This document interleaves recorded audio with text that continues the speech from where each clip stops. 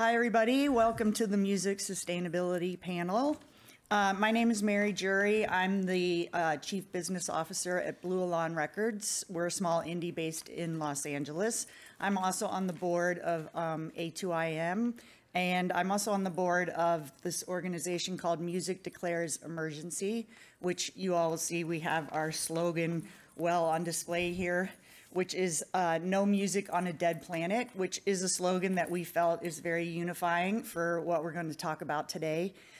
So I'd like to introduce the rest of our speakers on the panel. So I will start with Karla to my left. Hi, everyone. It's great to be here. My name is Karla Rogozar. I am the Network Development Sustainability Manager at IMPALA.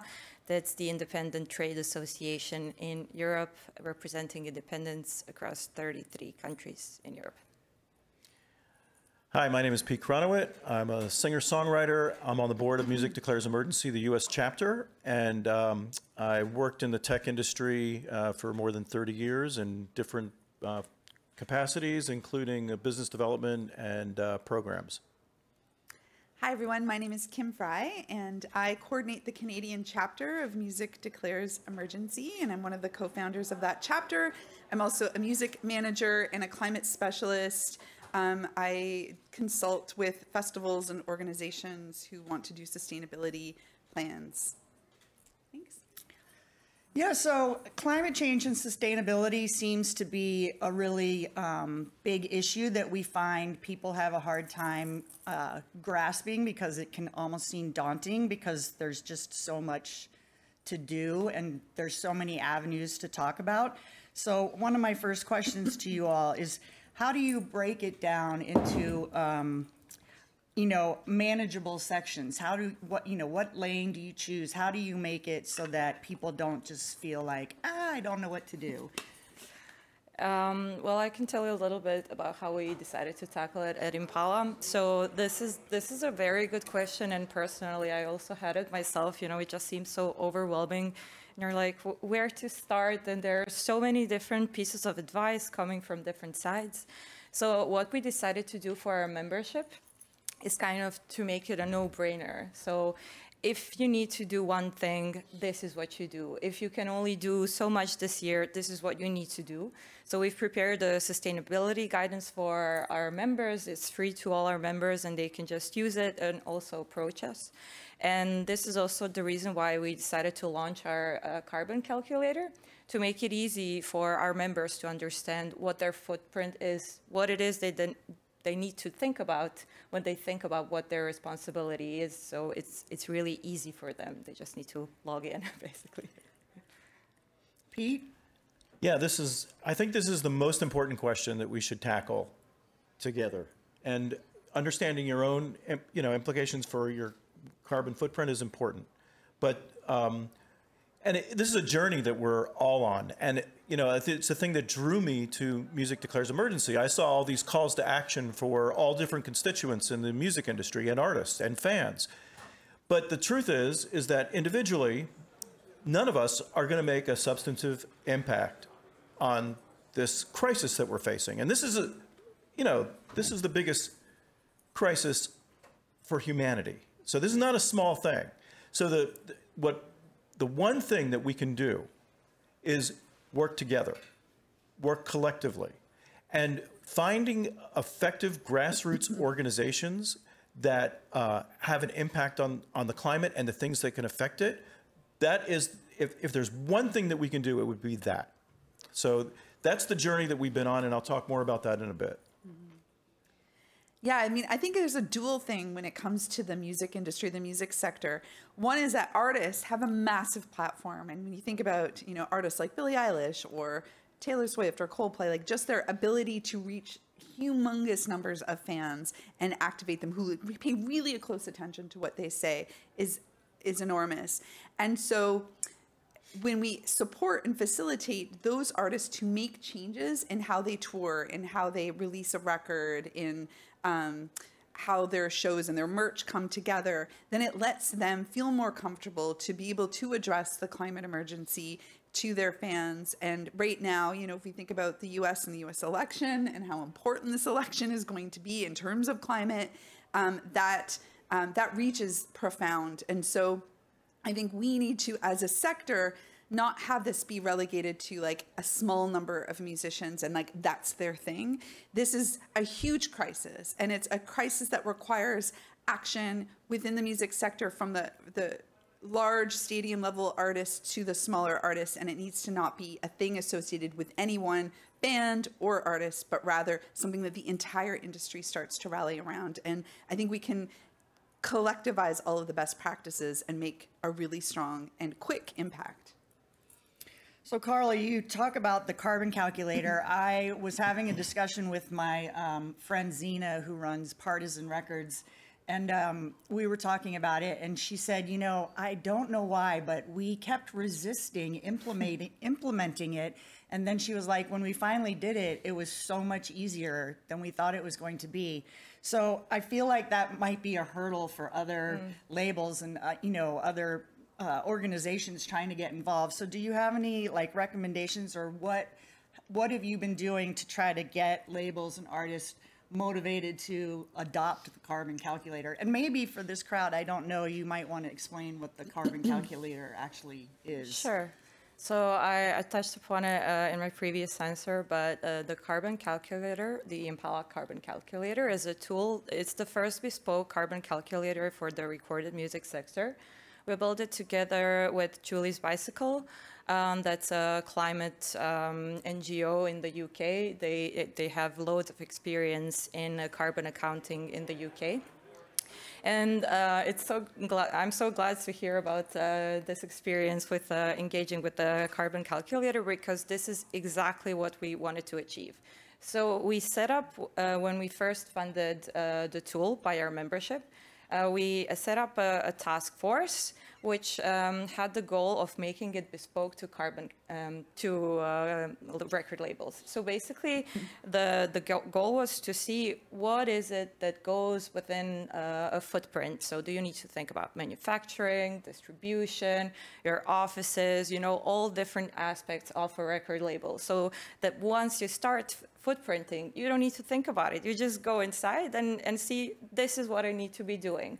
So in that sense, it's, I think it's a great tool. Obviously, we keep improving it. We keep making sure that it's aligned to, you know, developments in science. So we now have the greenhouse gas protocol that's implemented in the tool. It's based on it. So you can see different scopes. I don't want to get into too much details here, but I can talk about it later if you want. You can see, you know, how to make reductions within your company to make it more sustainable.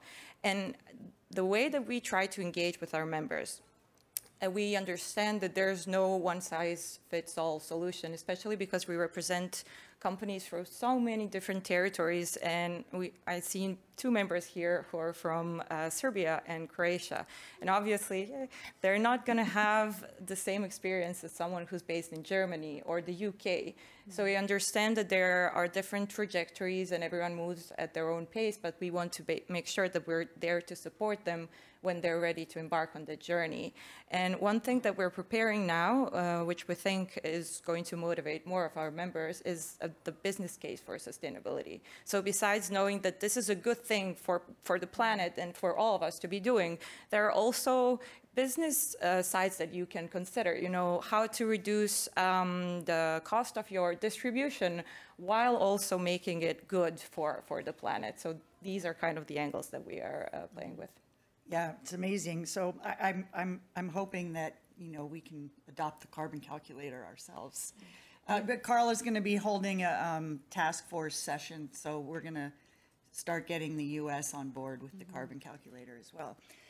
So Kim, you made a reference also too about talking about smaller artists and emerging artists, and I think, you know, sometimes when we look at these issues and the big artists that we also already mentioned, like Billie Eilish or Taylor Swift, you know, those we think can have a great impact.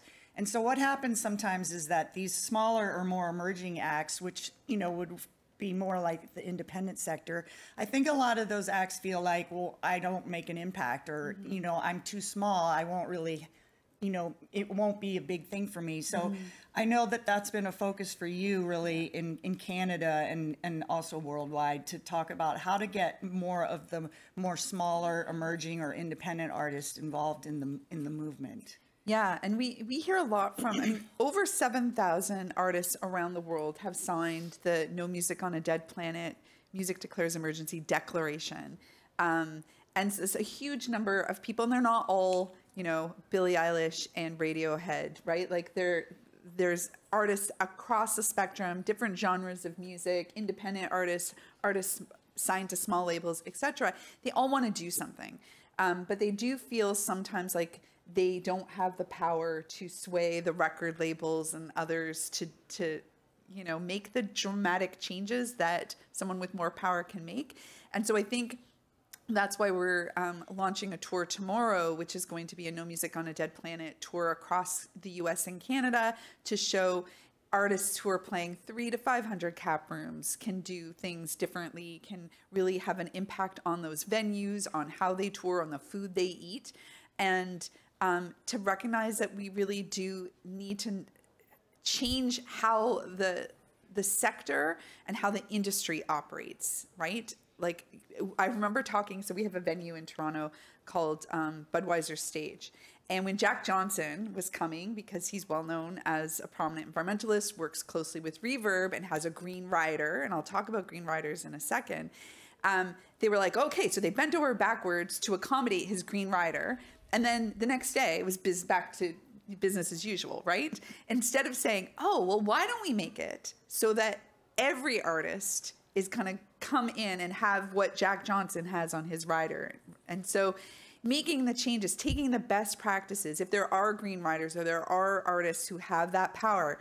Neil Young's on his Love Earth tour right now, and he's made a lot of demands around doing things more sustainably. We need to make those changes permanent for all artists and not just kind of like special for these over here. And I know in the UK, a number of record labels, when they sign a record deal, they'll put in part of the record deal has a climate clause that they're going to work together for whenever possible to make the most climate conscious choices.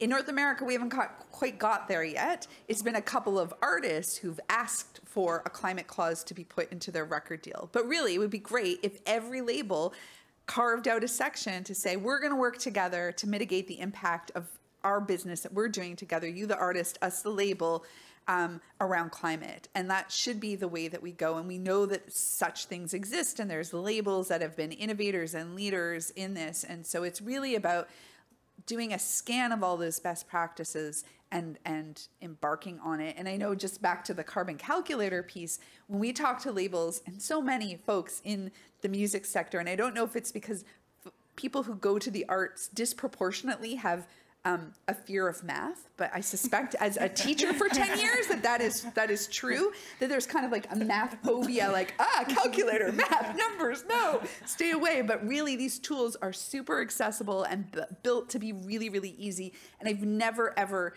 talked to an artist or a label or a venue who've embarked on changing their practices to be more sustainable, who've gone, gosh, it was way harder than I thought. It's always the opposite. It's always like, why didn't we do this 10 years ago? So it really is easy, and there are many, many people and organizations to help you on that journey. Out of curiosity, can you tell us a couple things that are on the green rider?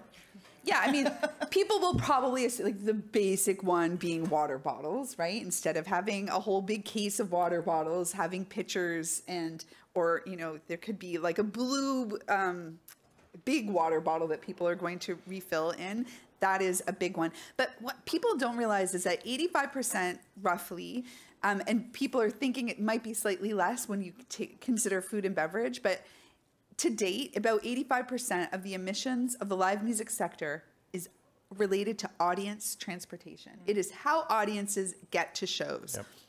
And so if we can start to, politically make sure that governments are investing in robust, effective, and affordable public transportation and cycling infrastructure, that's a huge win. And then start to figure out, how do you encourage and incentivize fans to use it? So a quick example is The Junos are the Canadian version of the Grammys, but they move around. So they happen in a different city every year. And this year they were in Halifax, where I live. And so we were like, okay, if 85% of the emissions are related to transportation, what can we do differently? So we had a free hop-on, hop-off bus that was called the Juno Express that had a route with the venues. We commissioned music-themed bike racks that we installed at a bunch of music venues. One of them was based on the design of David Byrne's guitar bike rack that's right here in New York City. And then we redid the city's bike map that highlighted all of the music venues with little music notes. We had our mayor do a whole campaign to encourage people to get there by public transit, to get there by bike. And for an event we did, Road to the Junos, an email went out letting everyone know about that impact of audience travel. And if they came to the event and they had carpooled, walked, ridden their bike, or taken public transit, they got entered into a special raffle that only they got entered into. So there's so many creative things we can do to try and incentivize people to think about how they get to shows, not hopping in an Uber, instead hopping on the bus or onto the subway. And these things are impactful and they make a huge difference. And when you have a big artist encouraging them through their channels too, then that adds a whole other layer of encouragement. Well, speaking of that, there are statistics that show that 72% of live music fans said that climate change is an important issue to them personally. So with Music Declares Emergency, which both Pete and I in the US are involved with, our lane that we are really working on is motivating the music fan for that reason. So Pete, tell us a little bit about what the Amplify program and putting in place how to motivate the music fan to participate in these. Okay, great. Well, as Kim started out saying, that artists obviously have a big platform, and we take that for granted, to some extent, right?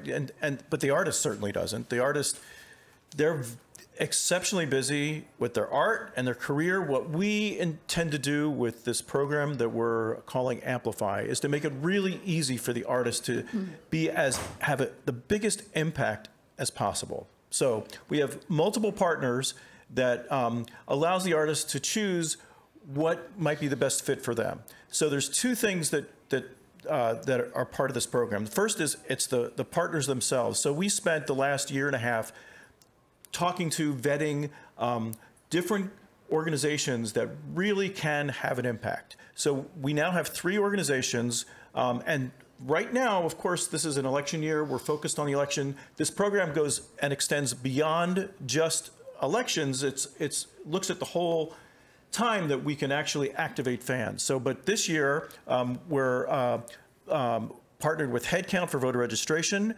We're also working with a great organization called the Environmental Voter Project. They take environmentalists and they make them consistent voters. And then the third organization, once we get the right people elected in office, because it's much easier to get policy and legislation in place with the candidates who actually support it versus having to fight against it. But once you have it in place, the third organization is Climate Change Makers, and they turn regular folks into an hour of action for citizen lobbying. And so the program, first, it fills up the volunteer pipeline for these organizations and makes them as effective as possible. So the other part of that is that this, as I mentioned, the call to action changes over time. So right now, it's a good time to make sure that people get registered to vote, because that is something we need. The Environmental Voter Project, though, they turn these voters into, they go into the polls, they look at in people who self-identify as environmentalists, but they're registered to vote, and they live in districts which can be won. So they're very targeted, and they use multiple tactics to get people out. If we help this organization, we can make a difference in this election. And I just cannot stress the importance of that. How many folks manage artists in the room? Yeah? Do you have artists who are, you're here because your artists must be interested in climate. They must be interested in the environment.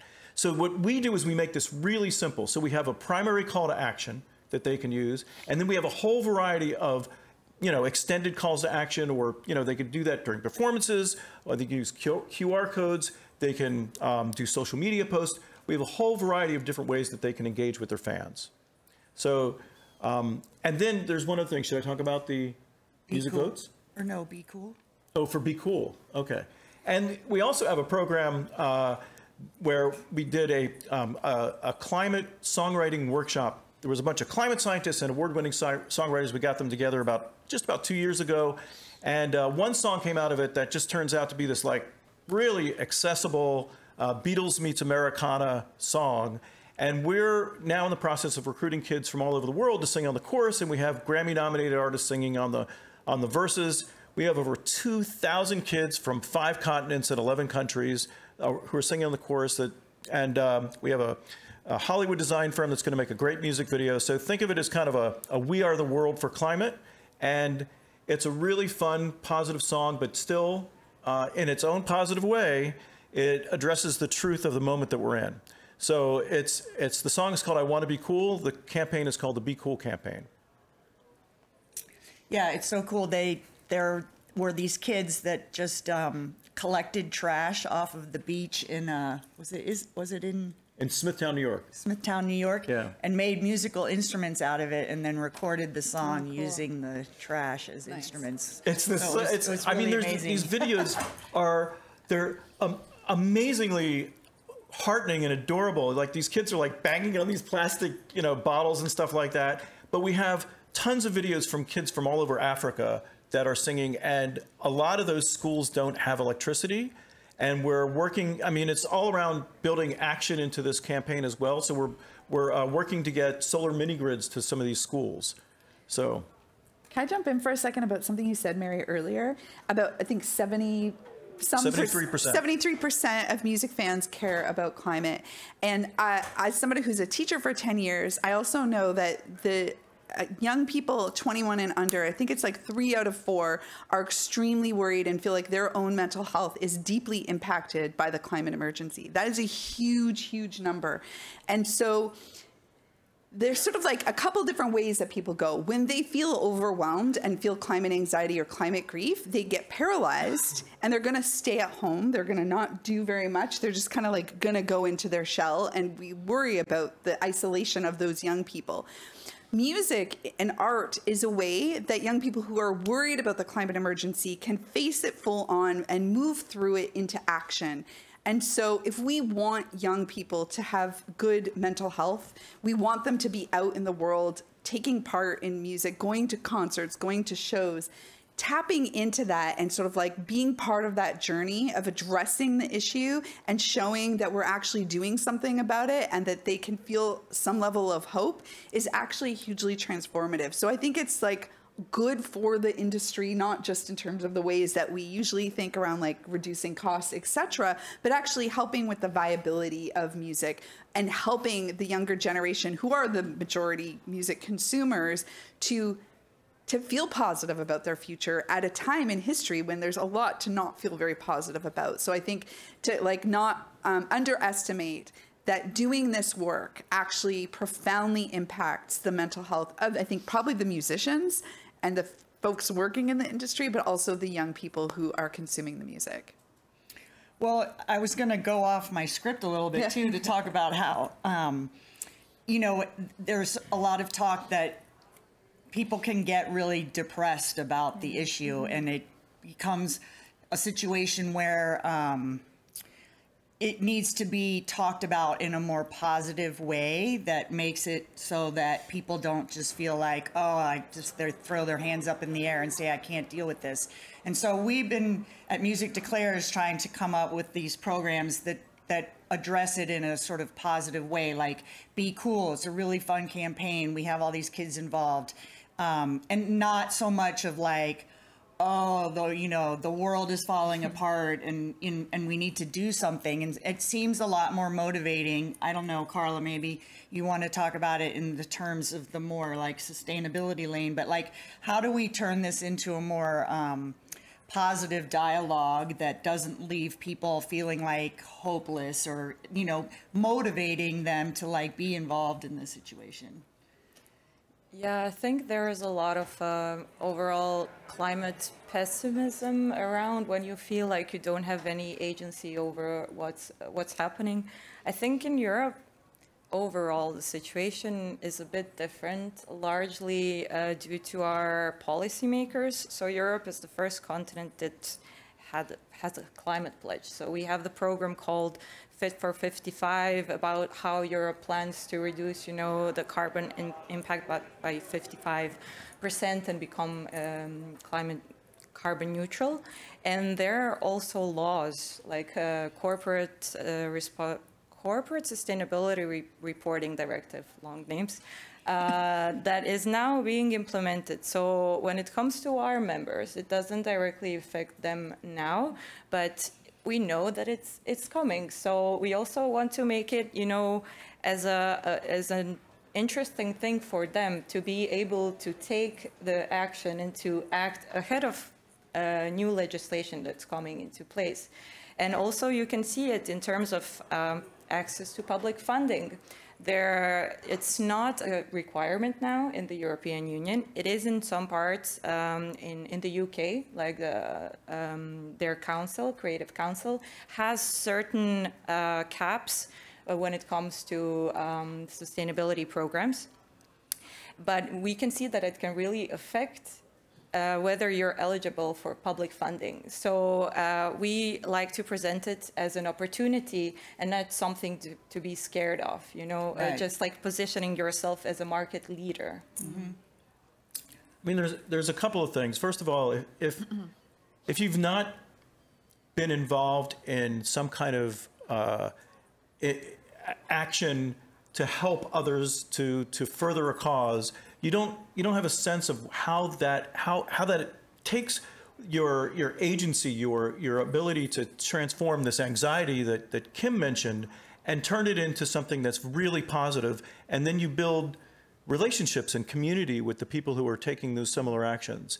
And the truth is, if any social movement, any cause, it's usually just a small group of people. I mean, it's really a small group of people who can make a huge difference. And there's a great study by data scientist Erica Chenoweth, she looked at social movements for the last 100 years, and her analysis was that if you have 3.5% of a population, no government can withstand civil disobedience and engagement. So these numbers are something that are achievable. All we need to do is funnel people to where they make the biggest difference. And that's essentially what we're trying to do with these programs. And I think the role of art, in part, is to kind of like help facilitate the journey, right? There's a really wonderful writer and scholar, Joanna Macy, who's she has a number of books. One of them is called Active Hope, and she does teaching. It's called The Work That Reconnects, and she talks about the spiral of grief, that you need to start with gratitude, right? And I think a lot of musicians kind of help people connect, write songs about just how beautiful and wonderful our planet is, and make that art. But then you actually do need to go through kind of looking at the world and feeling the full range of feelings. It could be despair, it could just be loss, kind of going through that grief moment to come out of it with like new and ancient eyes. It's like you cry and you feel all those feelings, and then you come out a bit relieved, and then you move into action. And that we're always going through that spiral. And I think there's like what we can do as the industry around sustainability. And then in terms of the art, how do we help facilitate people to go through that spiral? So we're not looking away or pretending that the situation isn't as dire as it is, but we're not staying there. We're always starting with gratitude. And then we move through to like, okay, how do we come together and act together? And I think that's why music is so important. Yeah, I love that. So there are a lot of organizations popping up, and we are just representative of a couple. There is a new industry group called the MICC that the major labels are getting involved in. There's, a number of organizations. There's one called MSA, which is Music Sustainability Association. Yeah. So, with all of these organizations sort of popping up, it becomes sort of how do you sustain the organizations as well, right? Like it might seem overwhelming to people. Which one do they choose? Which one do you follow? You know, what do you guys feel is a good way to encourage people to support these organizations that are trying to make the music industry more sustainable? Well, we should mention the one that's announced right now. So there's a coalition of about a dozen organizations. There are electoral, environment, music organizations that have all come together. At noon today, it's going to be announced. The coalition is called Music Votes, and they're focused on three things: voter registration, making sure that people understand what they need when they get to the polls for voter identification, and then the third piece is getting out the vote. And going back to your question, I just felt like that's another organization that's just being announced. Music Declares Emergency is a part of that announcement as well. So I think in terms of the, what people should be looking at is, like where do they feel comfortable fitting in, right? Because maybe it is on the electoral side, it could be on the environment side, but being a part of an organization where you're seeing that there's results, where they have specific tactics, where they can use volunteers, because there's a lot of organizations they look for donations, which is there's certain work that needs to be done where it takes money, but in order to get people involved, the word grassroots is really important, and finding out what the exact programs that they have. So in terms of what's sustainable, looking at their track record, what they've accomplished. That we built criteria for these organizations that we're bringing into the fold for the Amplify program. So that'd be my take. But I think what you're getting at is this work's really important. There's a lot of organizations, and those organizations need to be funded and supported. Music Declares Emergency Canada, we don't have core staff.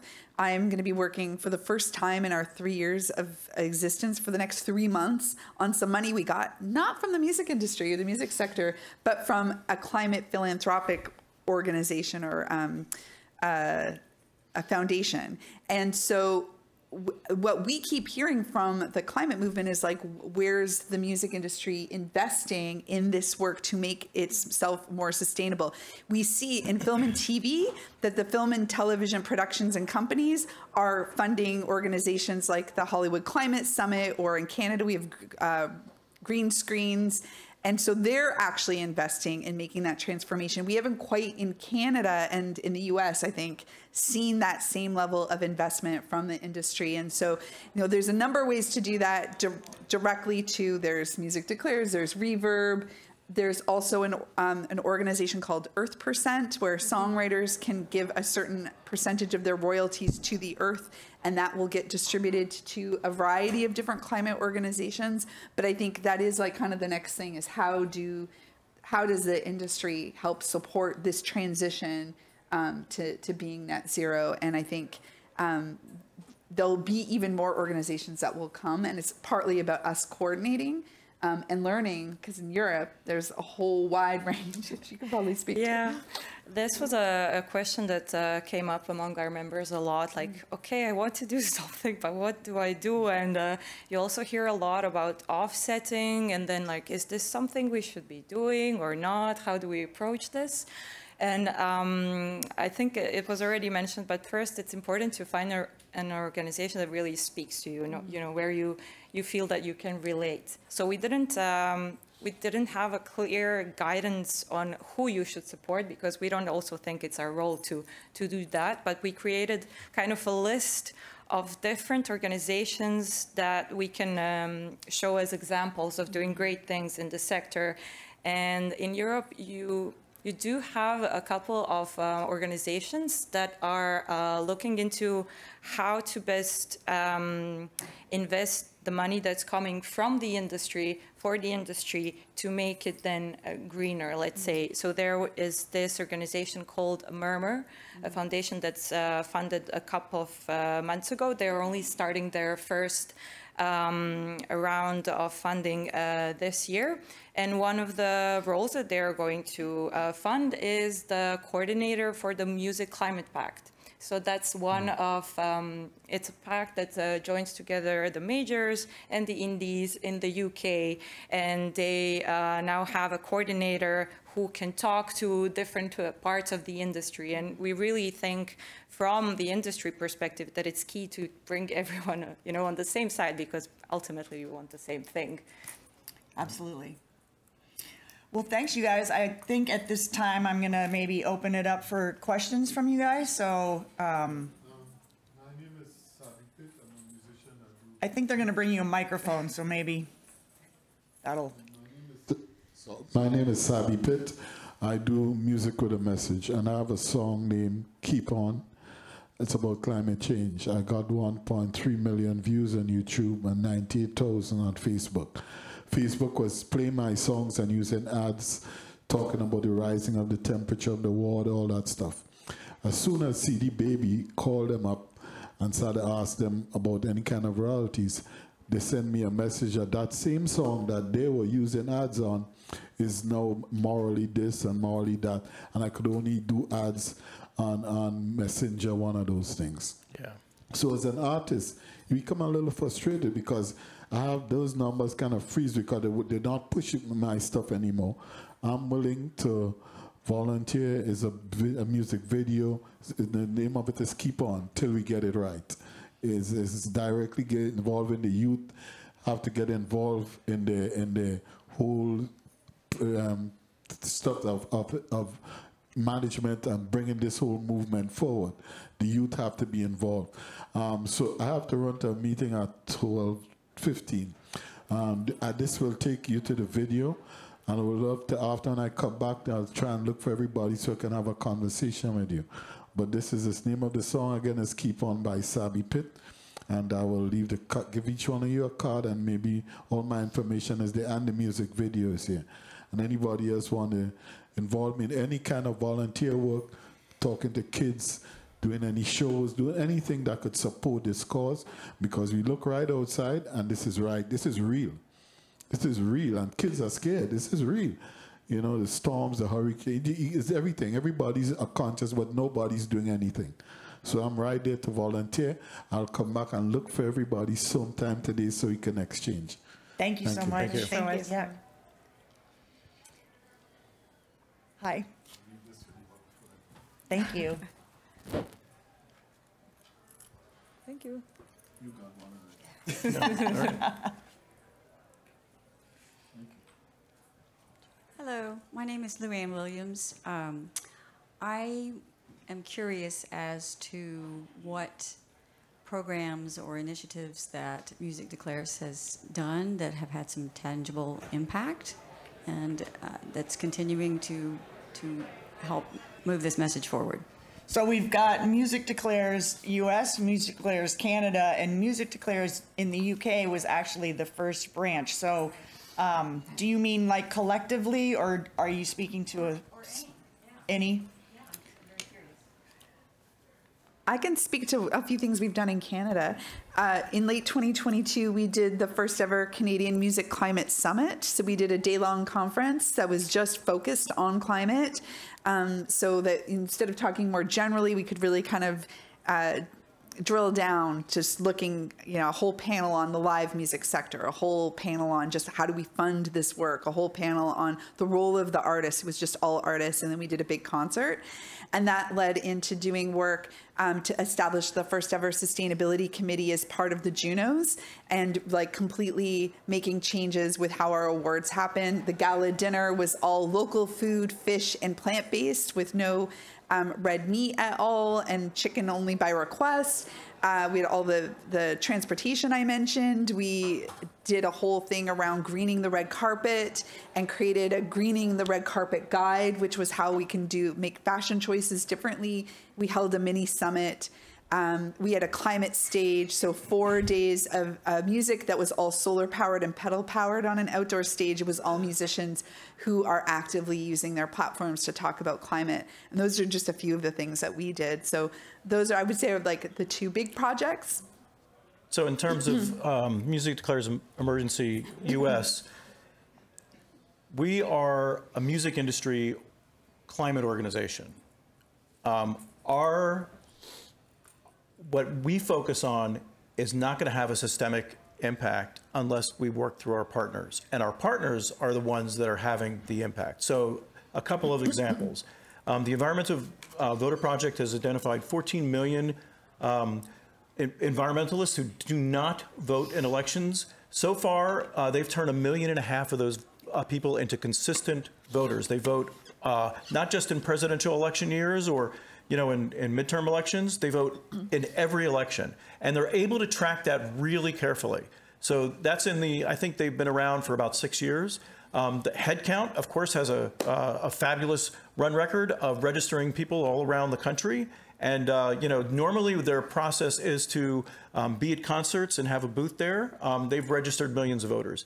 And climate change makers, I don't have the real stats for them, but I know that what they do is they track specific legislation around the country in state legislatures mostly.